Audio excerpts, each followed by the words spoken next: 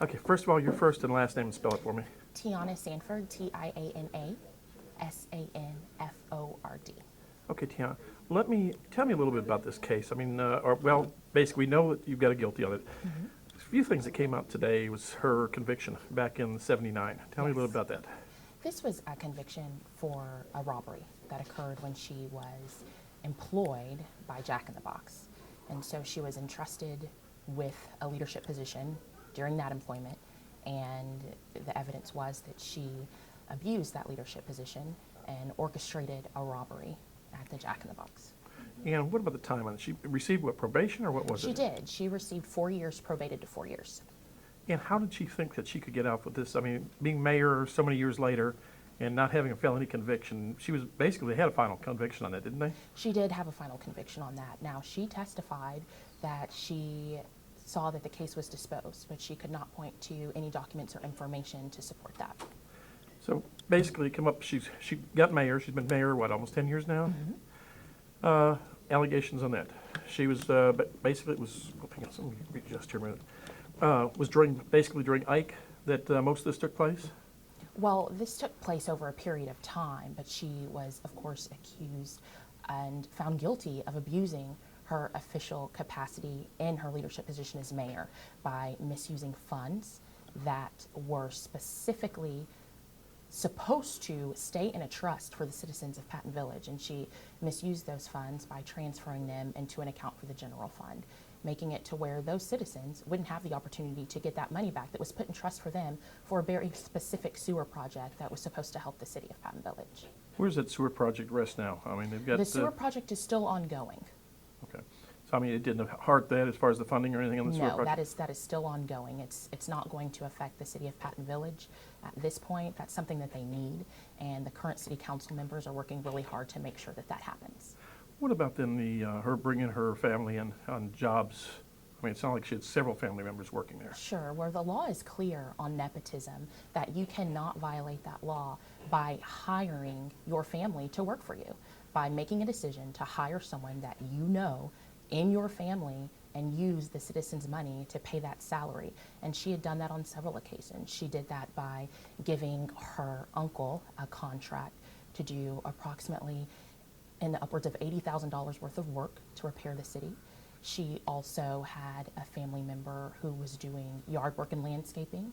Her daughter was doing work for the city. So on more than one occasion, she violated the nepotism rules that are in place. Now, one thing came up. She had one of the companies there had done some work for her or basically had done some work for the city, and then you all came across an invoice also where they no-charged her on some work on her place. Yes, she had contracted with Rinrose to perform work for the city. There is also an invoice that shows that that same company did work for her at her personal address and did not charge her for that work. No idea what type of work that was or anything? That was work to her home, so the same type of work that was being done with the city through Rinrose. Okay. Surveying work, land, that sort of thing. What about the testimony this morning from some of the residents, well, not really residents, but some of the employees and such?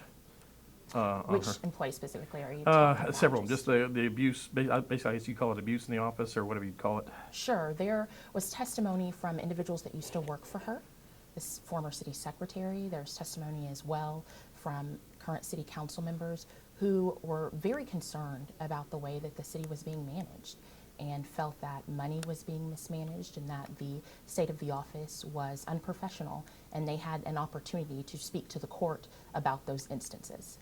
What judge, I mean, she kind of saw through this, it looked like. I mean, almost the first words out of her mouth, it seemed like she was not just the abuse of an office, basically. Well, the judge addressed the fact that here in Montgomery County, when you take an oath of public service, you are given certain resources, in this case funds, and you are supposed to be a good steward of those resources. And if you are not, you will be held accountable.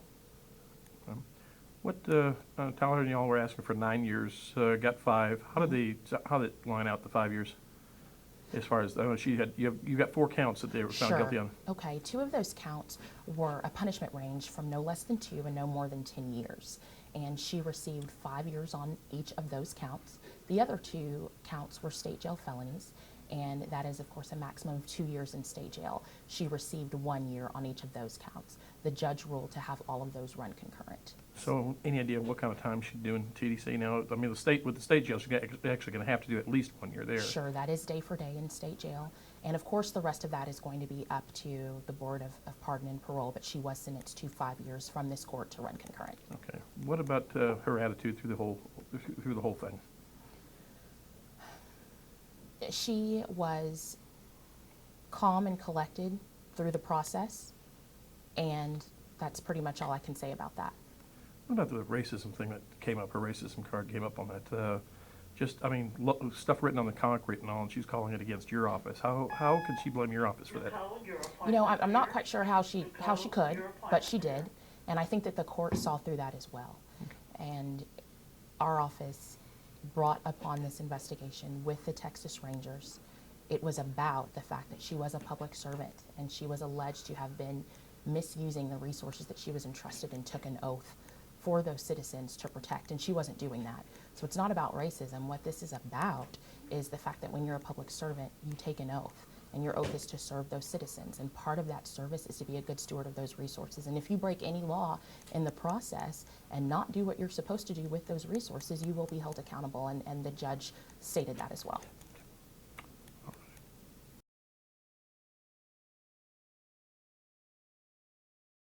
Yes, sir.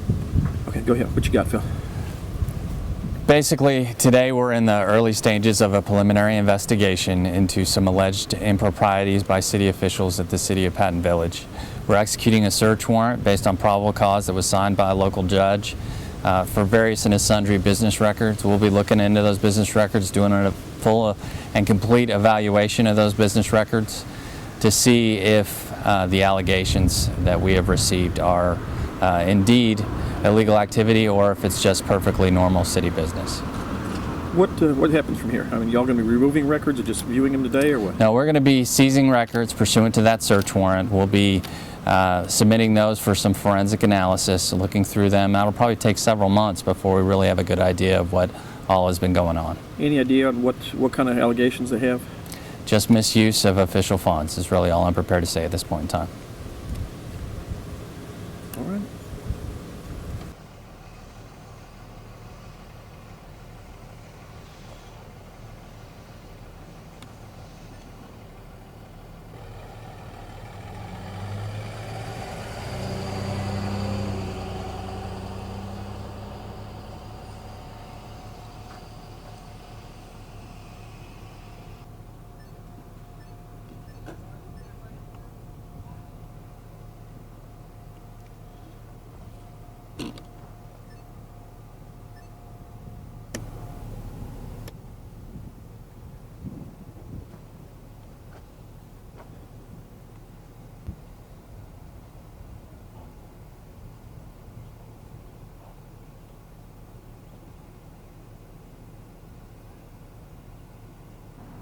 You there? I don't know, man. This whole parking lot's full of county cars and everything else.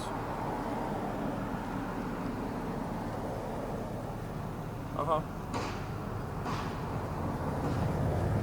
Oh, really?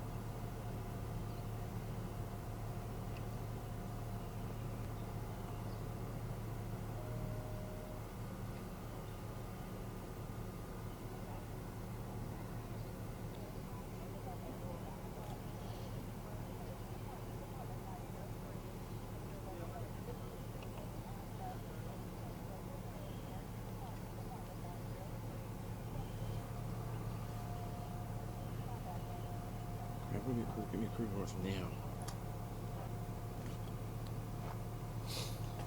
You got a crew from headquarters? We're ready to Patton Village City Hall. Patton Village City Hall. I'm here rolling on them right now.